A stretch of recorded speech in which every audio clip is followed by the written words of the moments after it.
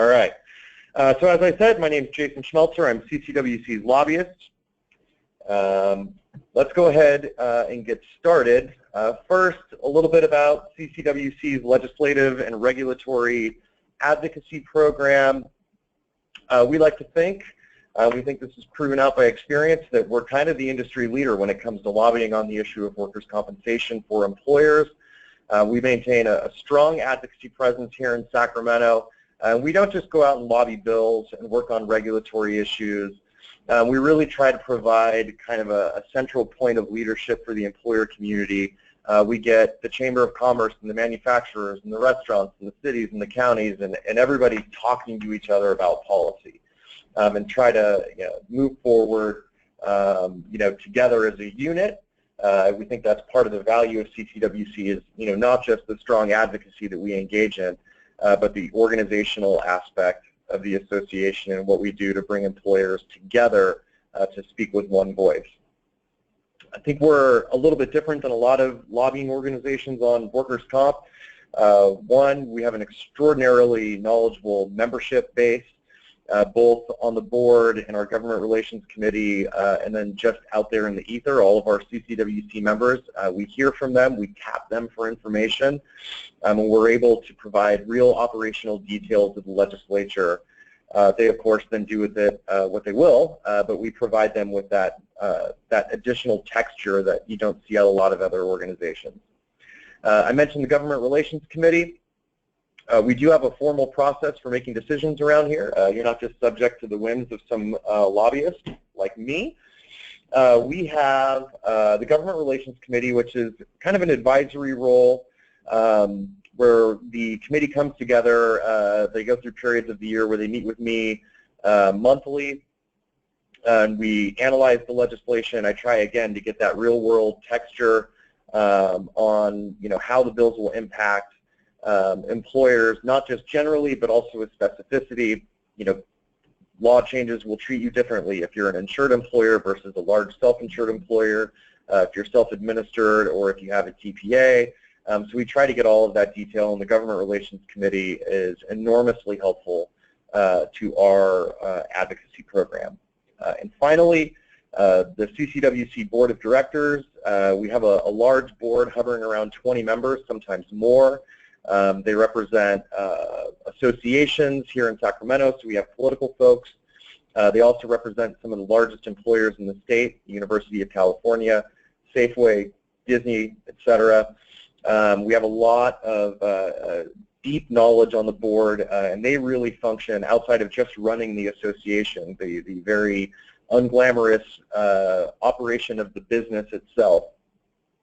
But what they do is they serve as kind of a guiding light for the legislative and regulatory advocacy program. They are kind of the vision behind what we do. So that's kind of our legislative program at a glance.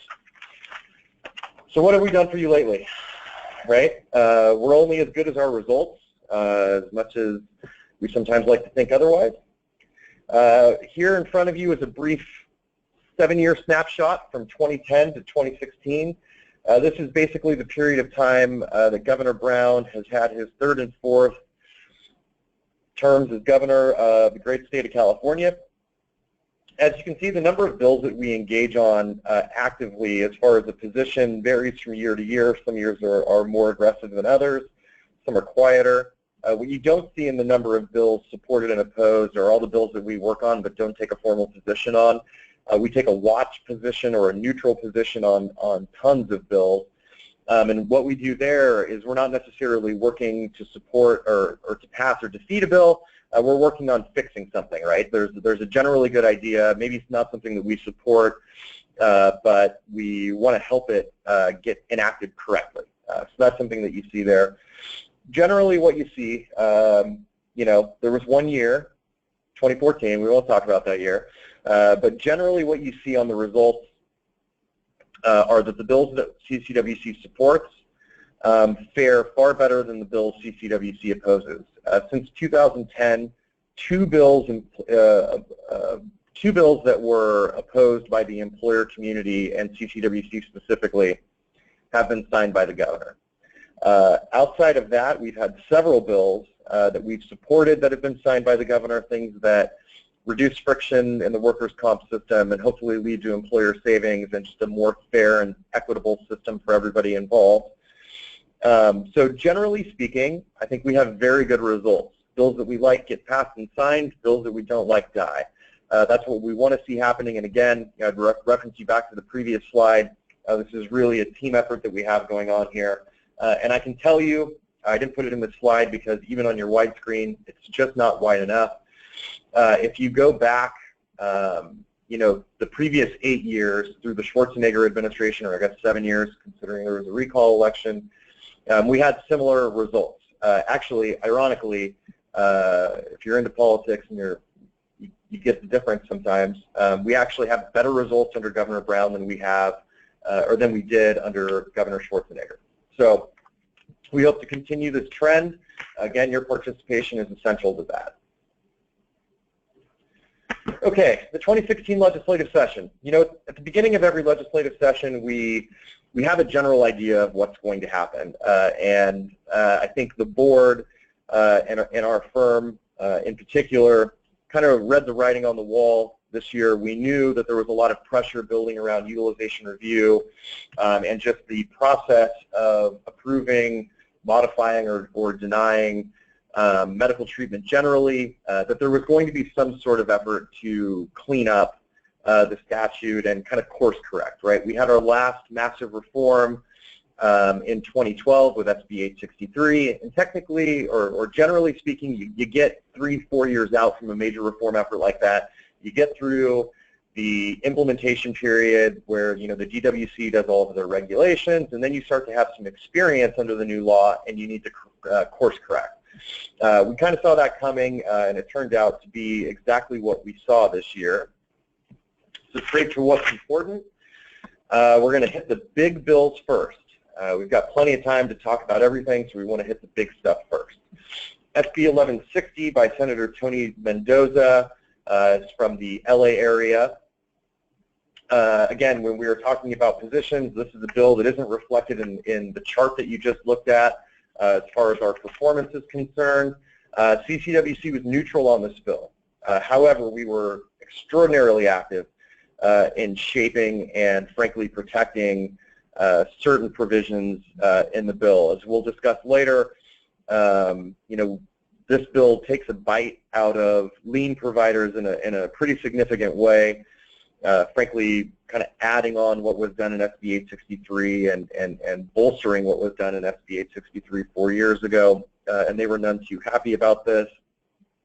But generally speaking, this bill wasn't about liens or fraud or anything else. The bill was a product of discussions that were held by the Department of Industrial Relations, the Division of Workers' Compensation, the California State Senate, and of course, stakeholders, a small group of stakeholders.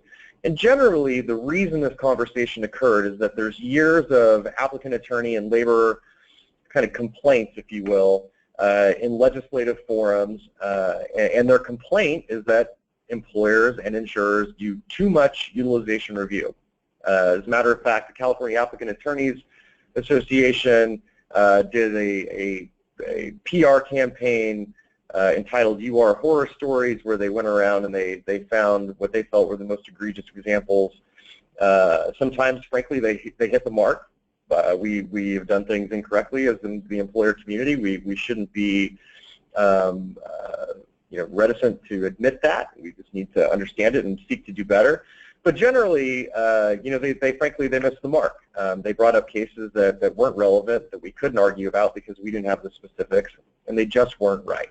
But all of that is to say there has been a sustained and organized campaign on the part of some in organized labor and in the applicant attorney realm to create almost a conspiracy theory of sorts, that there's a delay-deny conspiracy out there that is causing great damage to injured workers.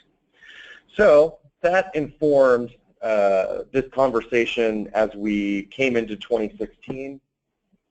And let's look at what happened. Up to the right side, you'll see a brief description of the UR functions in the bill. The big piece is that there's no longer prospective utilization review within the first 30 days under certain circumstances. This doesn't apply to every employer in every circumstance, but it does apply to you if the injured worker is treating inside of an MPN, treating inside of an HCO, has a pre-designated physician, or if you as the employer exert medical control in any other way. So there are circumstances in which this prohibition against UR within the first 30 days does not apply. Some of them are situational, as I just outlined. Some of them are focused on the type of treatment that's being requested. There are exceptions to this rule for surgery, medications not covered by a formulary, psychological treatment, home health care services, durable medical equipment, where the bill is over $250, I believe, and several others. Additionally, if the administrative director sees that there is a cost spike, or if there's any other reason, they can add to this list of exceptions. So, through regulations under the Administrative Procedures Act, they can go in and they can add, to this list of exceptions. And there you would be able to do UR within the first 30 days. Now, there's a slightly confusing, at least in statute, provision in here that basically says if you, as the employer, choose to do retrospective review on treatment done within the first 30 days, you can. This doesn't, however, impact in any way your responsibility to pay for that treatment. So you could have a claim where you do UR on treatment provided within the first 30 days. It could come back as denied as inconsistent with the MTUS. However, it was done within the first 30 days and you still have to pay that bill. It's obviously quite different than what happens on day 31 and going forward, but it is what it is. What you can do, however, is you can perform retrospective review and you can establish if there's a pattern or practice of noncompliance with the MTUS by any specific physician, and then you can reassert your right to do utilization review within the first 30 days if that pattern and practice is established. Now, there's probably a lot of you scratching your head saying, well, what does pattern and practice mean? Where's the line? How do I, as an employer, make this decision and understand whether or not it's going to be upheld? Is this just going to lead to litigation? What's the deal here? Those are all really good questions, and I think everybody's struggling with those. My guess, and I know that there's a great deal of implementation that's going to be done by the DWC with respect to this bill, but my guess is that there will be regulations that outline how an employer goes about performing this function and working within the context of the statute. So a few observations. Based on the numbers that I've seen, there's a very small percentage of UR done within this first 30 days. I think the idea here is to make sure that low-cost, non-controversial treatment within the first 30 days is just provided quickly. I think those that negotiated the bill put forth every effort to identify potentially risky and high-cost treatments and then add those to the list of exceptions. Kind of globally, I want to go back to this concept of what is too much UR. I do want to make sure that you understand that, from the CCWC perspective, certainly in our advocacy, both publicly and privately, we frankly held that this is somewhat of a goofy concept. Because if you look at the data that's out there, which is we would acknowledge to be sparse, but it is out there, employers and insurers enjoy an uphold rate of approximately 90% when you look at UR denials and modifications. That means 90% of the time when a medical treatment request is sent to an employer and they put it through UR and deny or modify the request, that independent medical review upholds the UR decision roughly 90% of the time. Frankly, we asserted that there wasn't a UR problem, there wasn't a delay-deny conspiracy on the part of claims administrators.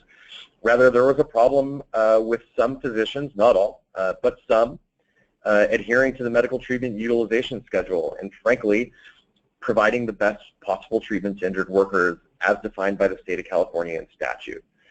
I think if you look at the totality of this bill, and we'll get into some of the other details here in a second. I think that's actually the argument that won out. What's in the bill, I think, is intended to provide some sort of assurance to injured workers and their advocates, that easy stuff in the first 30 days is just going to be provided. We're going to do our best to get you evidence-based treatment that gets you back to work as soon as humanly possible. But, let's be serious here. If you look at the data, what we don't have is a UR delayed deny conspiracy. What we have is frankly a treatment with doctors understanding what the medical treatment utilization schedule provides. So with that context, I want to move on to the next slide. There are several other UR provisions in the bill. I think all of them important. One, there have been conversations over the past several years about whether or not contracts between UROs and third-party administrators and employers in any way lead to unnecessary UR and added cost to the system. Fair question. So one of the things the bill does is essentially prohibit a UR contract that provides a financial incentive to delay or deny treatment. We obviously had no anxiety about this, A, because that's just not a good thing to do, but B, from everybody that we asked, all of the touches we made with folks, both electronically and in person at our conference and other places, this just doesn't happen. These contracts don't exist. So, we obviously don't have any concerns with banning something that isn't happening. Secondarily, and in the same vein, the bill requires financial disclosure of relationships between TPAs and UROs. The concern here was that a third-party administrator could have a financial incentive to send medical treatment requests to utilization review based only on their financial relationship with that URO. So a TPA has an ownership interest in a URO. They tap that URO to review medical treatment requests for their client. Does that create some irresistible need on the part of the TPA to refer treatment to UR even when it's not necessary? We actually don't feel the answer is yes. Nobody could certainly provide us with any evidence of such a relationship. But what the bill went ahead and did is require disclosure of those financial relationships where they exist. Next, requires accreditation of your UR processes. It doesn't say it in the bill, but it's abundantly clear to everybody who's kind of in the know relative to the bill. This is a URAC certification. Legislatures, especially the California legislature, doesn't like doing things in statute that kind of provide a sole source contract to an individual organization, so you typically won't see that.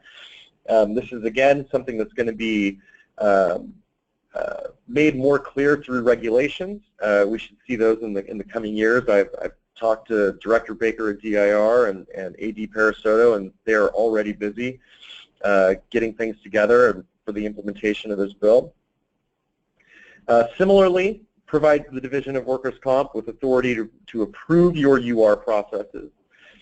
Requires availability of peer-to-peer contact in the case of denials or modifications.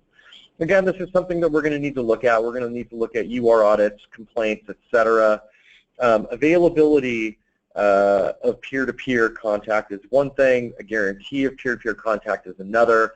I think our employers, insurers, and UROs do all that they can to make themselves available to physicians that want to have peer-to-peer contact in the conduct of business. But if a physician calls once and says there was no availability of peer-to-peer contact, we don't think that's a reasonable standard. So we'll be watching this quite closely. And finally, something that I'm actually looking quite forward to. There's going to be a new system for the collection of key UR data for the analysis of system performance. As I started the conversation on this bill, I think I pointed out that maybe the entire conversation was predicated on either an unintentional or intentional misunderstanding of what's actually happening in the workers' comp system. I think the best thing that we can do as employers is make sure that our regulator and, frankly, the state legislature and all of the stakeholders have the relevant data to analyze what's happening. We think this would have been, frankly, a very different conversation had that data been available in 2016. So look for more clarity, frankly, around what's going on relative to UR and how the system is performing. So the other portion of this bill, SB 1160, was a series of anti-fraud measures. Some of this, frankly, is bolstering gains that were achieved in SB 863 relative to the assignment of liens and lien filing fees, et cetera. We had a steep decline in liens following SB 863, but the trend, at least recently, and at least down there in the Los Angeles area, I personally blame Dodger fans, is for increased lien activity. And certainly, I can tell you when the lobbyists for the lien filers came up and tried to kill SB 1160 and or strip the lien provisions out of the bill, they were quite aggressive, and they maintained a strong presence. We had to work pretty hard to keep them at bay. So earlier, you may be hearing this without me pointing it out specifically, when I said that CCWC was neutral, but we were very active in shaping and protecting certain provisions of the bill, this is what I mean. We worked actively to thwart the efforts of the lien filers who wanted to strip that portion out of the bill and frankly just send a UR bill down to the governor. So the anti-fraud measures, I think the big one, the few big ones, specifically when you file a lien after 1/1/17, you're going to have to specify the basis upon which the lien is authorized. You've got to provide something. You can't just send in a series of bills and say that somebody owes you money. You're going to have to make some sort of representation about your lien. Remember, the definition of fraud is a material misrepresentation, right? So, I know that the DIR director and the AG are, working hand in hand with law enforcement on issues related to fraud, and hopefully this will be something that provides us with additional information to go after the fraudsters in the system and shut them out. It stays all liens of any provider charged with specific types of fraud, Medi-Cal fraud, Medicare fraud, other types of fraud. It's just, something that says, hey, you can't keep pursuing these liens while you're on trial. It codifies Chorn versus the WCAB, which is essentially a court case from a while back that holds that the lien filing fees are indeed constitutional. And finally, the bill further limits assignments of liens to third parties, something that should have been abundantly clear to everybody after SB 863, but apparently wasn't. Short little aside, I'll go off the cuff like Donald Trump real quick. We had a meeting with a lien provider, to be unnamed, where we looked at them in the face and we told them, you knew what everybody meant after SB 863. You knew that there was a great deal of risk in engaging in the activity that you're engaging in, yet you're still here asking us to take this stuff out of the bill as though you've been somehow wronged because you've made several $100 million worth of an investment. And I kid you not, the investor looked at me and said, well, we know what you meant, but we also know what the bill said and didn't say. And so that's the game that we're playing here, folks. It is the, intentional, willful disregard for what the intent is of the law. And that is what characterizes a lot of the workers' compensation system and leads to a great deal of cost. So hopefully these provisions in SB 1160 on the fraud side do a great deal of good. We certainly don't believe that the UR provisions are going to do any significant harm. So hopefully this is a net positive for both employers and injured workers, and we can move on to bigger, better issues. All right, another big bill from this year is AB 1643 by Assemblymember Gonzalez from San Diego, Chula Vista specifically. I'm sure you've heard about this bill. It's a little bill, as we like to say in the industry. A Women's Caucus priority, subject of a class action lawsuit, and entirely based on a misunderstanding of the law, how the workers' compensation system works, etc. Previous version of the bill was vetoed by the governor last year, and here's what it does. It says that permanent disability ratings for breast cancer and its sequela must be equal to PD ratings for prostate cancer and its sequela. And I'll get to the governor's veto message here in a minute, because he did indeed veto the bill. But that's just one piece. Secondarily, it appears that the California Applicant Attorneys Association, who sponsored the bill, thinks that employers should, as a matter of law, pay for disability that was not caused in the workplace. We've noted throughout testimony on this bill that this kind of takes it from a workers' compensation system to just a compensation system, and that the legislature needs to be very careful with what they do. But indeed, they sent the bill to the governor anyway. The bill would prohibit apportionment to non-industrial disability related to pregnancy, menopause, osteoporosis, and carpal tunnel syndrome. That is the legislature telling you, as employers, that if there was pre-existing non-industrial disability, that you are going to pay for it anyway. Let that sink in for a minute. It's a big leap. Again, the bill was previously vetoed by Brown and Schwarzenegger, or this previous bill, AB 305 in 2015, was vetoed by Governor Brown. Similar bills were vetoed by both Brown and Schwarzenegger. When I say similar bills, there was a series of bills that were run by the California Applicant Attorneys Association starting in about 2009 and going forward, that essentially tried to restrict apportionment to anything that could be tied to race, sex, national origin, etc. They held up the Vieira case, obviously not citable law, but they held up the Vieira case as kind of the example for why this stuff is needed. It failed several times and it was vetoed several times.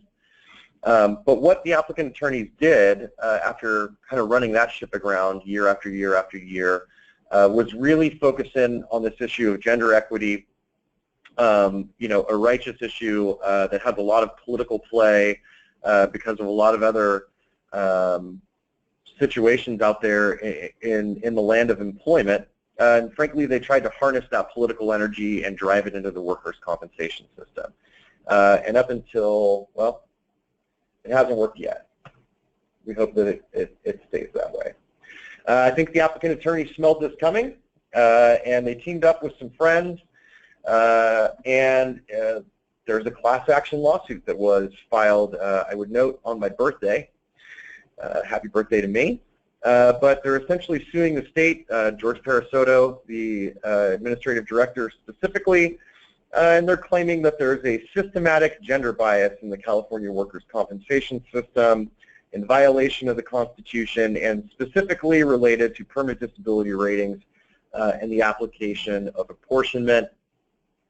If you look at their press release here the day that they announced the lawsuit, they basically said that this, quote, exposes overt gender bias and discrimination against working women injured on the job by revealing a shocking pattern of reduced permanent disability benefits to women workers based solely on the basis of their gender. I sat through any number of committee hearings on this bill, both this year and last, and nowhere did anybody reveal a shocking pattern. There was, from time to time, a specific case given, the specifics of which were not available to anybody in the room, but there was certainly no data, no analysis presented that revealed any type of overt gender bias and discrimination against working women. Now, to say this was a contentious bill would be putting it mildly. The author of the bill is frankly a rising star here in the California State Legislature. She's the chair of the Appropriations Committee. She's a key lieutenant to the Speaker. She's been featured in national magazines as an up-and-coming Democrat. And she certainly doesn't shy away from a fight. She is tough, absolutely tough. And if you know anything about the governor, he's not exactly a pushover either. And then obviously the stakeholders were kind of at each other on this bill. Well, I think part of what happened, we go into committee hearings, and the author of the bill on several occasions described the governor's veto of her previous measure as wrong-headed, and so frankly said that he lacks understanding of the law. I'll give you all a little bit of free political advice. If one day you get elected to the legislature and you'd like to have your bill signed by the governor, maybe don't publicly call him out in committees. If you do, you get something that looks like this. This is a veto message. It's an extraordinarily long veto message. I'm racking my brain, and I'm trying to think in the 13 years that I've been a lobbyist, or 12 years, excuse me, whether I've seen a veto message as long and as detailed as this. And I can't think of a single one. And it's not shy either. It's very well worded. It's very complete. It describes the bill as poorly drafted. Says that it reflects a seriously flawed understanding of both the workers' compensation system and the nature of physical disability that may result from workplace injuries. It says that it would create broad gender-based exceptions to the core principle of apportionment. It says that it creates a false comparison between disability ratings for prostate cancer and breast cancer. When neither disease performs analogous physiological functions. It goes on and on. It goes on and on and on. Frankly, the proponents of this bill will be haunted by this veto message for years to come. If you remember, Governor Brown is only governor for another 2 years. And then after that, we've got any number of potential governors coming in. This message will stand the test of time, and we'll make sure that it does so. But again, expect to see this bill next year. Assemblymember Gonzalez does not back down from a fight. These folks are obviously accelerating this strategy through the class action lawsuit and this legislation. So we're going to be back in the situation where we have a politically sensitive bill that's backed by the Women's Caucus from the legislature, and that is frankly trying to put all of us kind of in a box relative to these issues. It is not politically advantageous to have to go in and oppose anything that says gender equity. It's just not. But we think we have the moral authority in this case to oppose the bill. We certainly don't oppose gender equity, and if there were any evidence of such gender equity, we would certainly be first in line to try to address it, because that's not fair. That does not create a sustainable workers' compensation system, and that's not what we're interested in seeing as an organization. Certainly Governor Brown would have looked at this bill differently or would have worked with proponents had there been any evidence of this type of bias, but there's not. Okay, next on our list is SB 897 by Senator Roth, a very moderate Democrat from down in the Riverside area. This is one of the hardest bills I've ever lobbied, not because of the subject matter, but more because of the example that they gave and the character of the person that they advanced as kind of the case in point, if you will, the test case. The bill arises out of the Chris Dorner manhunt down in LA and the Inland Empire. Specifically, there was an officer in Riverside County that was shot 9 times by Chris Dorner. This particular individual, the injured worker, is an extraordinarily inspiring individual. It's a tragic case, and when you hear him speak, he's everything that you want if you're an employer and you have an injured worker. He's focused on getting back to work. He's dedicated to the job. He's all of these things that we all have the utmost respect for. The bill, on the other hand, was problematic because what the bill was trying to do was extend 4850 time for a full 2 years in the case that a public safety officer, so applying to both police and fire, suffers a catastrophic injury at the hands of another. Now, the California workers' compensation system being what it is, you probably, think exactly what I think when I hear the words catastrophic injury at the hands of another, and that is, what the heck does that mean? what is the actual scope of this bill? How is this going to be modified through case law? How is this going to be applied at different boards? Are we going to be able to have a singular standard for how this bill is applied, et cetera? And, you know, ultimately, I think that in large part is why the bill was vetoed. Secondarily, you know, this was one case. It's legislation by anecdote. And if you look at the governor's veto message on the next slide, and I'll scroll back here, essentially what he says is, we don't know that this situation in Riverside County, or sorry, the city of Riverside is mirrored in any other cities. You know, when you compare that to AB 1643, the veto message on the last bill, you know, that veto message slams the door on that bill, you know, in its face. This veto message is a little bit more circumspect. There is a pathway eventually to getting this bill signed if advocates can demonstrate that there is data backing the existence of a problem, and ultimately, you know, there would have to be some crafting fixes. But you know, I think this is something that we need to watch very carefully and be careful with as a concept, and frankly not be cavalier about the veto.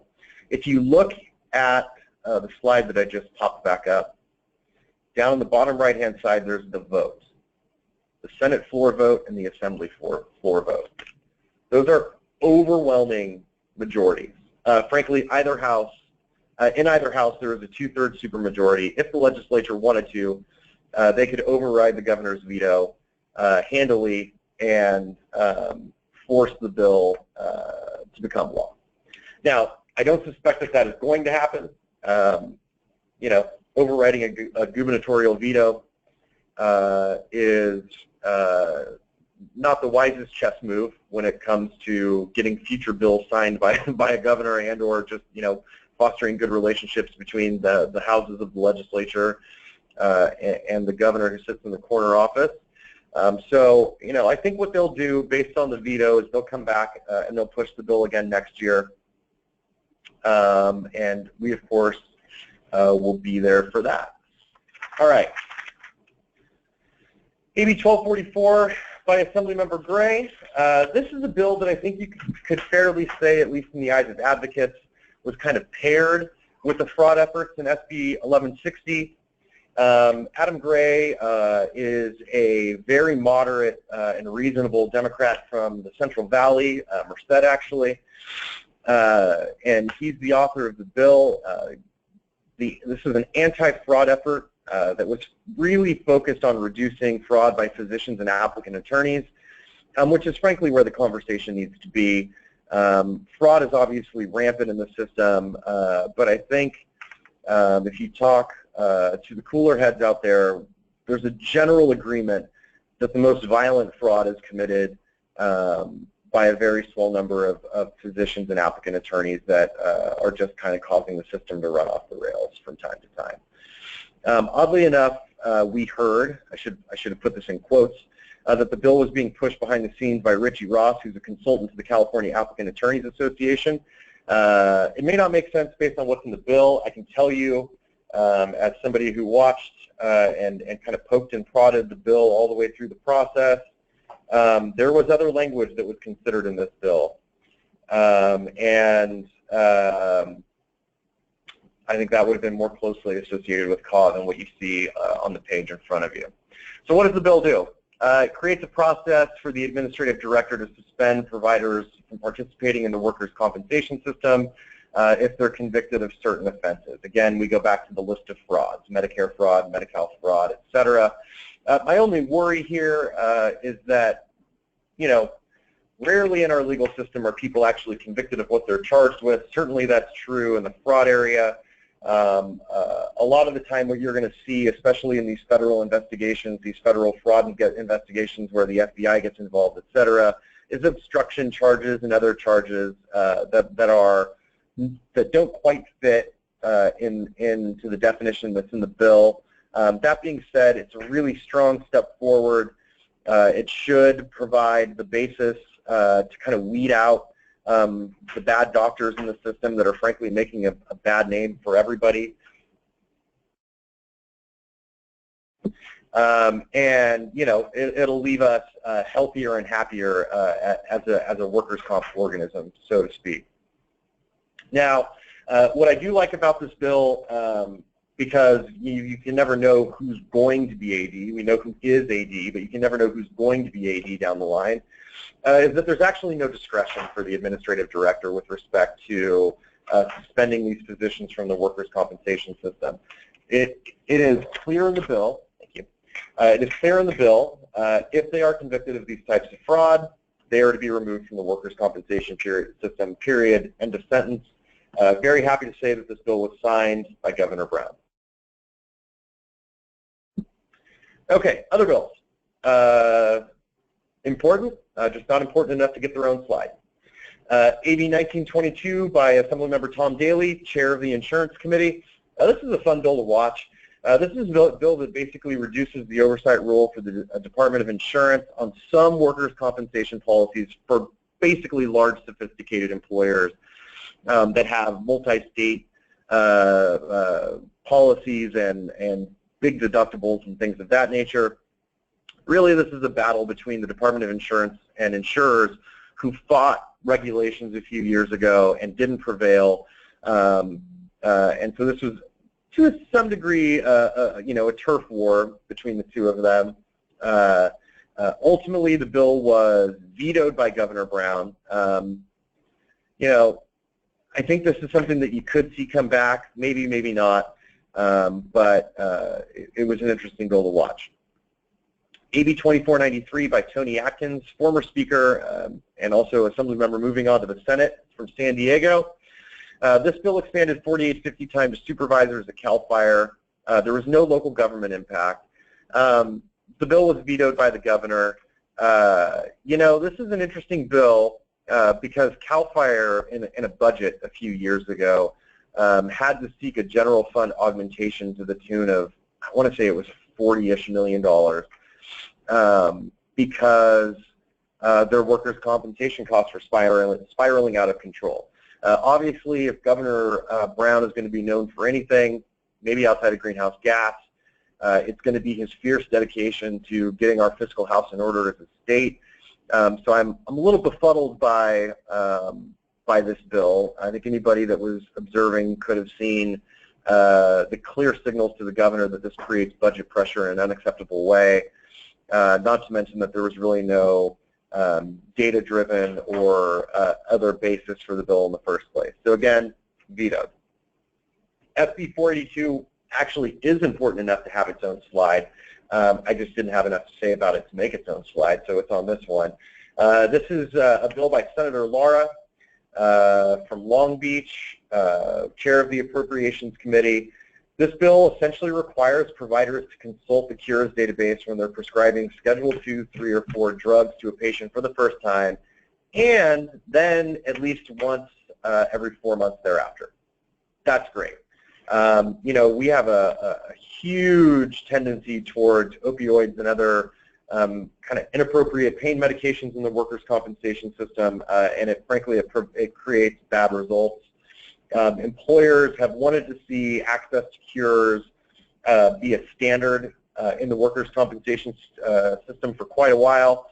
My understanding is that it's already a standard of care relative to physicians, but it was not a standard as far as prescribing in the workers' compensation system. That bill was signed by the governor.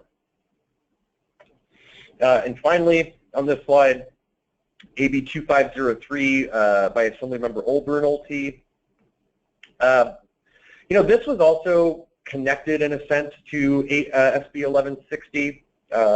You know, there had to be what we refer to as chaptering out language. They were both kind of amending the same code.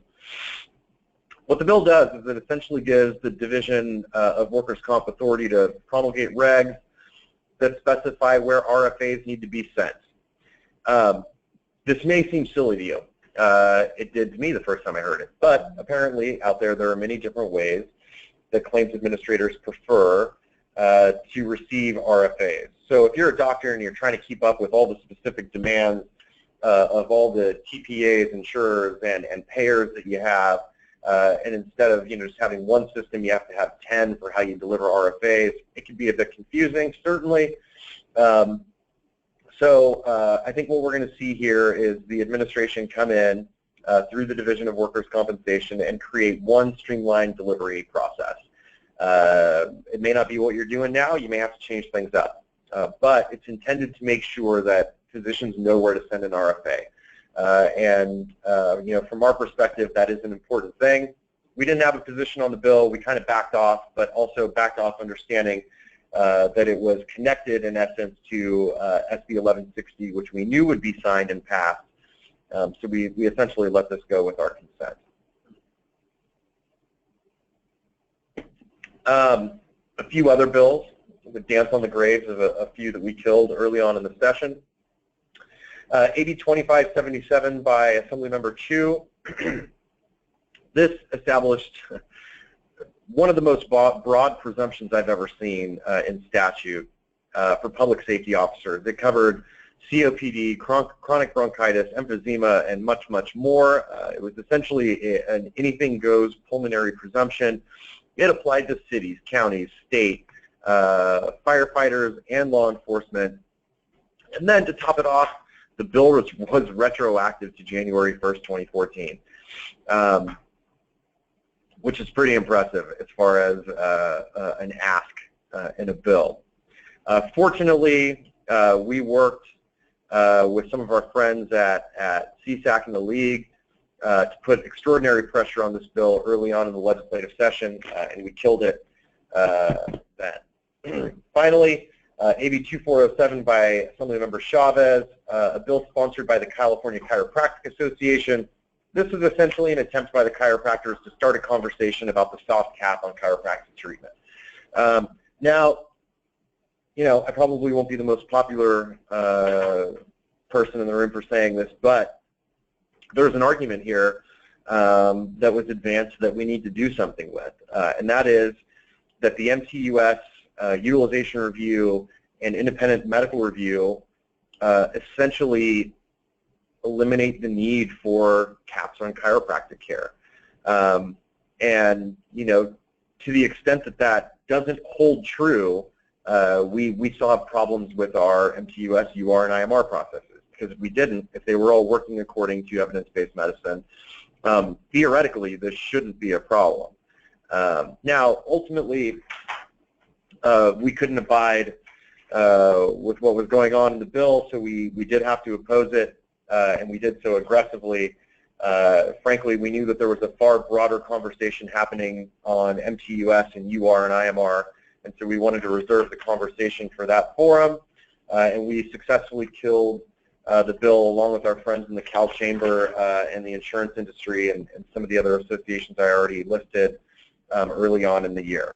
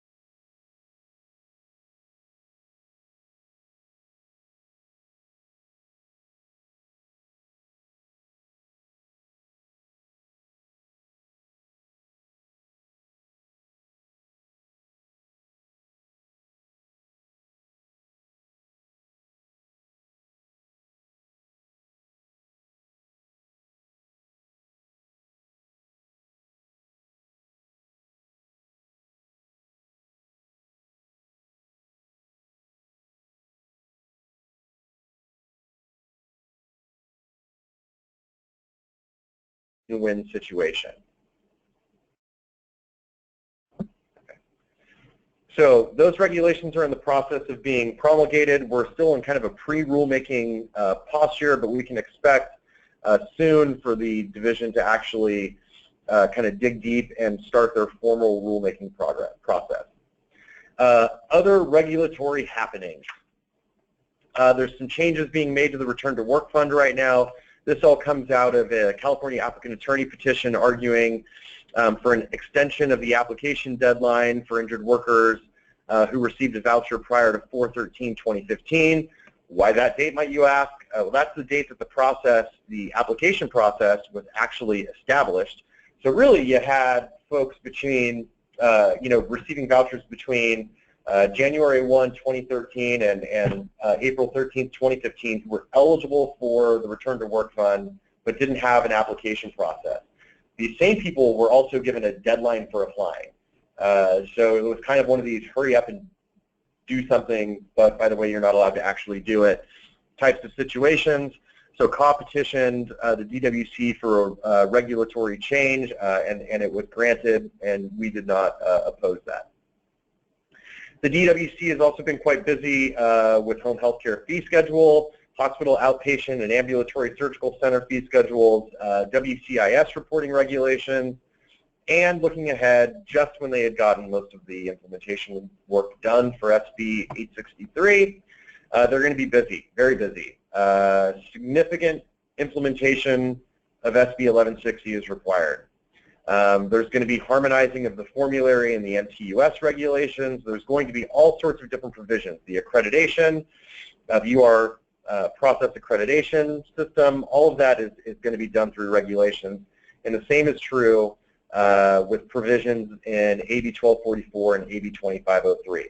There's going to be a great deal of regulatory implementation required, and that is what the Division of Workers' Compensation will busy itself with in the next couple of years.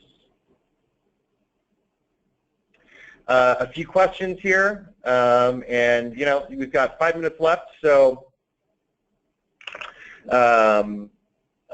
if you have questions, please, again, lower right-hand corner, the little question module in your little menu there. Click it, send it. First question. Do you know if the UR accreditation requirement will be shaped by the state to develop their own criteria, or will they just use what URAC requires? My understanding, the conversation behind the scenes, is that URAC will get the job. I think there's going to be, some dealing, so to speak, between the state and URAC to try to get, some sort of, reduced fee or something for, local governments and others. I think the division here really wanted a tried and true standard. That's what they get with URAC. Again, they don't like putting things like that in bills. It just doesn't play well in the legislature. It's seen as handing business to a specific company or organization as opposed to establishing a standard and then letting people compete. So yes, they will use URAC, at least as I understand it from my position. That is the plan as it is right now. Second question, is the UR process by an insurance carrier also required to receive accreditation? The short answer is yes. The long answer is yes. All answers are yes, actually. I'm just causing problems now. If you're doing UR in the state of California, you have to be accredited. You're going to have to apply those standards to your process and do everything that it takes to stay accredited. And I'm looking.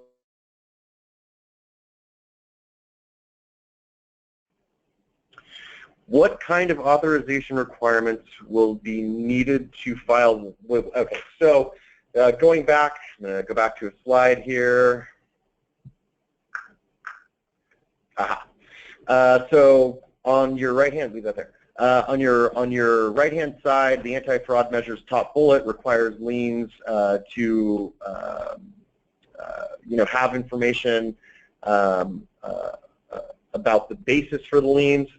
So the question is, what kind of authorization requirements will be needed? The quick answer is we have no idea. They're going to have to make some sort of representation. I assume it'll be their best case for why the lien is authorized, why it should be authorized.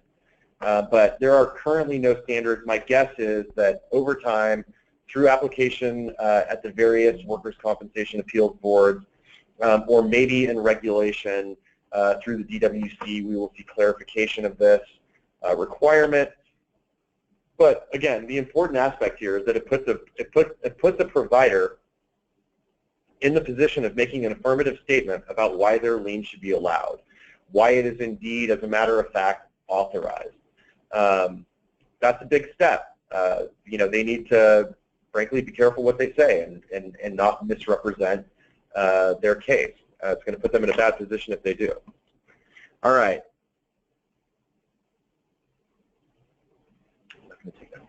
I don't have time to explain that one.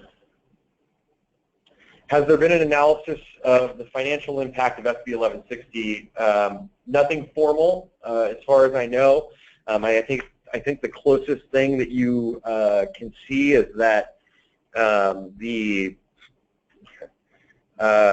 workers' compensation. The WCIRB has recommended, their governing committee has recommended a very slight rate decrease, and I think some of that was based on SB 1160.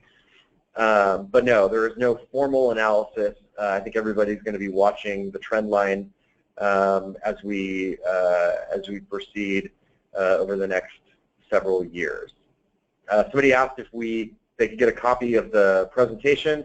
Yes, on our website in a few days, there will be a copy of the presentation and a recording of the presentation. Do you expect there will be any formal review process or establishment of criteria to establish just cause for the removal of a physician from an MPN? I imagine there will be. That's going to be part of the conversation.